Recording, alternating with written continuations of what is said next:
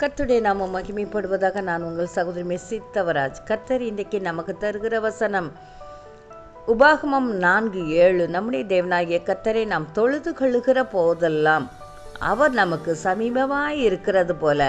தேவனை இவ்வளவு சமீபமாய் பெற்றிருக்கிற வேறே பெரிய ஜாதி எது? ஆமாங்க, வேற எந்த ஜாதிக்கும் இப்படிப்பட்ட உரிமையை கர்த்தர் கொடுக்கல.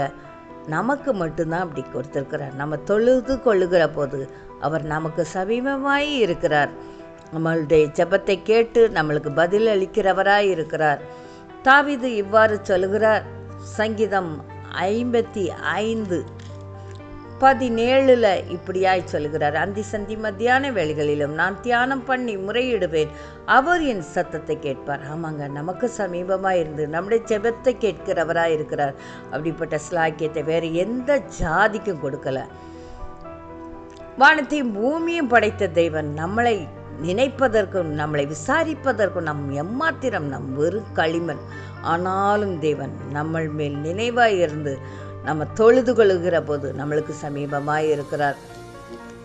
பண்டை காலங்களில் ராஜாக்கள் குடிமக்களுடைய குறைகளை கண்டறிவதற்காக மாறுவேஷம் போட்டு நகர்வலம் வருவது வழக்கம்.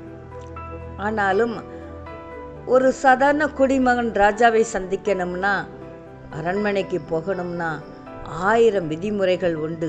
அதன் பிறகுதான் ராஜாவை சந்திக்க முடியும்.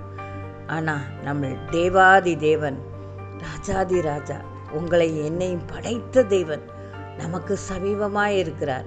எப்பொழுது நாம் தொழுது கொள்ளுகிற போது அந்த ஸ்லாக்கியத்தை நமக்கு மட்டும்தான் தந்திருக்கிறார். எப்படிப்பட்ட ஸ்லாக்கியம் பெற்றவர்களாக இருக்கிறோம் இல்லையாங்க? அதனால் நாம் தொழுது கொள்ளும் அந்தி சந்தி மத்தியான வேளையில் தாவீது தொழுது கொண்டது போல, தானியேல் தொழுது கொண்டது போல நாமும் விடாமல் தேவனை தொழுது கொண்டு நம்முடைய ஜெபத்தை கேட்கிற தேவனை துதித்து பாடுவோம். கர்த்தர் தாம் இந்த வார்த்தை ஆசீர்வதிப்பாராக. ஆமென்.